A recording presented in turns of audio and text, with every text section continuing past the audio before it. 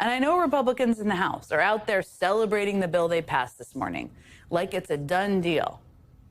But that is also far from the reality here. And this process, and process is the most important one, but it's important to understand and know because there is still time here. I mean, this big, beautiful bill heads to the Senate next.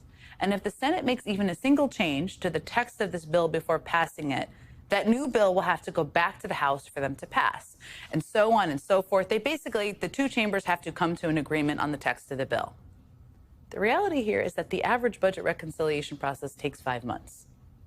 So when Senate Republicans are claiming they are going to get everything done by July 4th, that seems pretty challenging because no matter how you slice it, there is still a long way to go in this process.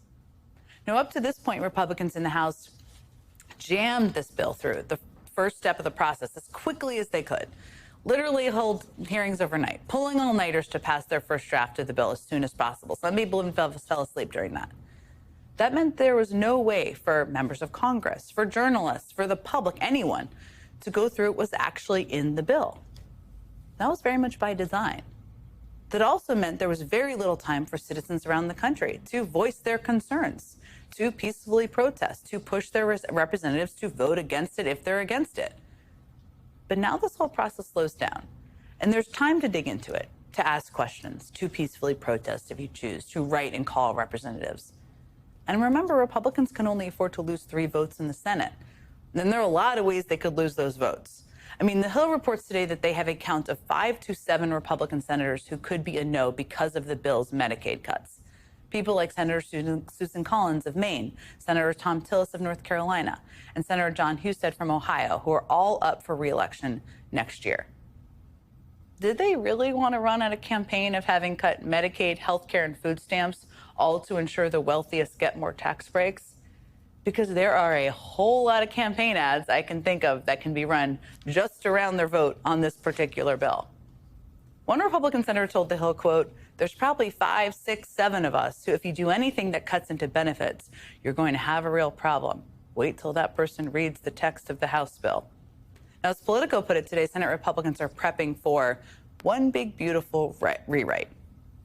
Then there's Republican Senator from Kentucky, Rand Paul, who says he is a hard no on the bill. He says it would add too much to the deficit.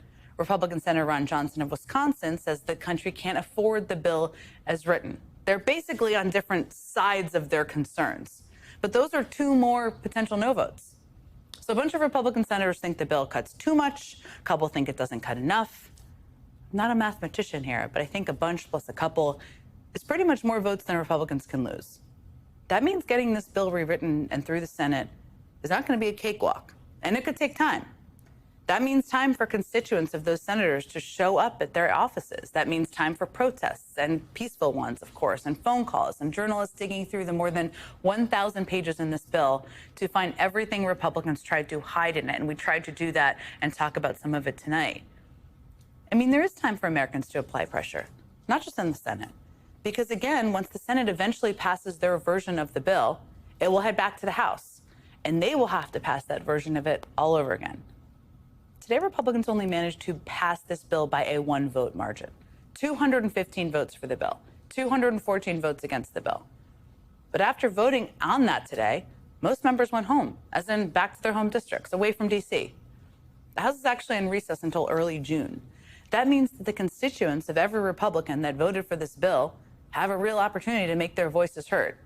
The fact is 215 Republicans, some of them in very tough swing districts who are up for re-election next year, just voted to take Medicaid away from millions of Americans, including all these Republicans. Democrats will tell you it's going to cut Social Security, Medicare, Medicaid, and take away your health care. They're lying, and nothing can be further from the truth. We are not going to be touching Social Security, Medicare, Medicaid. I also will stand with President Trump in opposing gutting Medicaid. My position on this has not and it will not change. Ciscomani says he supports both programs, writing a letter to Republican leadership saying he will not vote for any legislation that lowers Medicaid coverage. Let me tell you again, as a nurse practitioner and a person who understands and cares about health care, I can reassure you that health care, that Medicaid, Medicare, Social Security are not places where we're looking to cut services. A budget bill that does not protect vital Medicaid services and address the cap on state and local tax or SALT, these deductions, if they are not there, it will not receive my vote. Would you vote to have that potential of those benefits being taken away? No, I mean, obviously my goal is to not do anything that damages Medicaid. Every single one of those Republicans just voted to damage and dramatically cut Medicaid. Every single one. The margins in the House are razor thin. And there's a lot of time left before the House will almost definitely have to take this bill back up.